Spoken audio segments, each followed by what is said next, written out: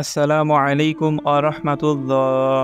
সুপ্রিয় দর্শক, আমাদের প্রিয় নবী হযরত মুহাম্মদ সাল্লাল্লাহু আলাইহি ওয়াসাল্লামের প্রতি দুরূদ পাঠ করা প্রত্যেক উম্মতের ওপর জরুরি। আল্লাহ তাআলা বলেন, নিশ্চয় আল্লাহ তাআলা নবীর ওপর রহমত নাজিল করেন এবং ফেরেশতারা তার জন্য রহমতের দোয়া করেন। সুতরাং হে মুমিনগণ, তোমরা তার প্রতি দুরূদ পড়ো এবং অধিক পরিমাণে সালাম পাঠাও। সূরা আহজাব। সুপ্রিয় দর্শক, আপনি কি জানেন দুরূদ পাঠ না করলে কি কি সমস্যায় ভুগবেন? দুরূদের গুরুত্ব কি কি? তার মধ্যে ১ নম্বর হলো, দুরূদ পাঠ করলে নগদে ১০টি রহমত নাজিল হয়। সুবহানাল্লাহ। ২ নম্বর হলো, দুরূদ পাঠের সাথে সাথে ১০টি গুনাহ মাফ হয়ে যায়। ৩ নম্বর হলো, ১০টি দরজা বুলন্দ হয়। ৪ নম্বর হলো, হৃদয় কোমল হয়। ৫ নম্বর হলো, রিজিকে প্রচুর বরকত হয়। ৬ নম্বর হলো, হৃদয়ে আল্লাহ তাআলা শান্তি নাজিল করেন। ৭ নম্বর হলো, দুরূদ পাঠে আল্লাহ তাআলা দয়া দ্রুত আকর্ষণ করে। ৮ নম্বর হলো, ফেরেশতা সহ কুল মাখলুকাত দুরূদ পাঠকারীর জন্য মাগফিরাতের দোয়া করে। ৯ নম্বর হলো, মনের আশা দ্রুত পূরণ হয়।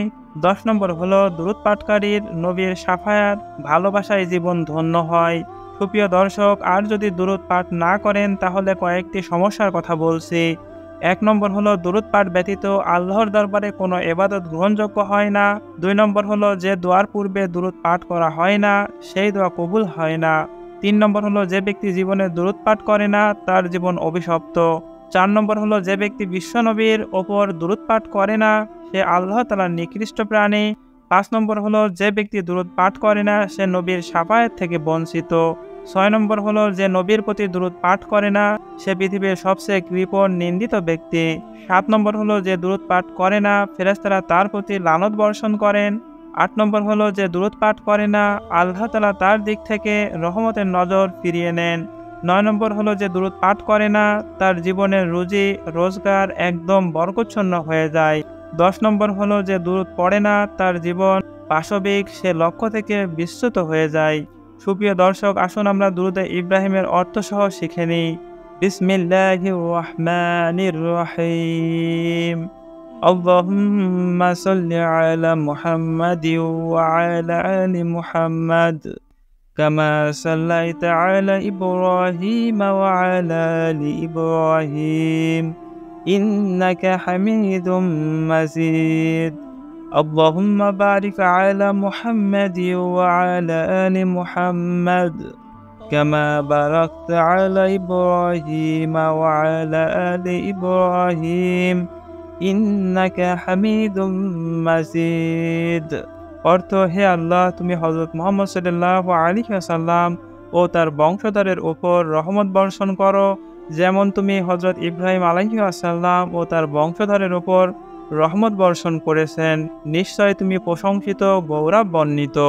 হে আল্লাহ, তুমি হযরত মুহাম্মদ সাল্লাল্লাহু আলাইহি ওয়াসাল্লাম ও তার বংশধরের উপর রহমত বর্ষণ করো, যেমন তুমি হযরত ইব্রাহিম আলাইহি ওয়াসাল্লাম ও তার বংশধরের উপর রহমত বর্ষণ করেছে। নিশ্চয় তুমি প্রশংসিত, গৌরবান্বিত। সুপ্রিয় দর্শক ও শ্রোতা মণ্ডলী, এখন আপনারা বলবেন যে কিভাবে আমলটি করলে বা দুরূদ পাঠ করলে বিপদ দূর হয় ও মনের আশা পূরণ হয়। আমলটি করবেন প্রতি শুক্রবার আসরের নামাজের পর মাগরিবের আগ মুহূর্তে বিশ্বনবী সাল্লাল্লাহু আলাইহি ওয়াসাল্লামের প্রতি দুরূদ পাঠ করে আপনি যা চাইবেন তাই পাবেন ইনশাআল্লাহ। তবে অত্যন্ত ভক্তি ও ভালোবাসার সহিত দুরূদে ইব্রাহিম পাঠ করার পাশাপাশি এই দুরূদটিও পাঠ করবেন। আল্লাহুম্মা সাল্লি আলা মুহাম্মাদিন নাবিয়িল উম্মি ওয়া আলা আলিহি ওয়া সাল্লিম তাসলিমা। তাহলে আল্লাহ তাআলা ৮০ বছরের গুনাহ মাফ এবং আপনি কিয়ামতের দিন নবীর শাফায়াতে ধন্য হবেন। সুবহানাল্লাহ। সুতরাং আসুন আমরা রাসূল সাল্লাল্লাহু আলাইহি ওয়াসাল্লামের প্রতি মহব্বতের সহিত দুরূদ পাঠ করি। আল্লাহ রাব্বুল আলামিন আমাদের সকলকে বিশ্বনবী সাল্লাল্লাহু আলাইহি ওয়াসাল্লামের প্রতি দুরূদ পাঠের মাধ্যমে রহমত ও বরকত নাজিল করুন। আমিন।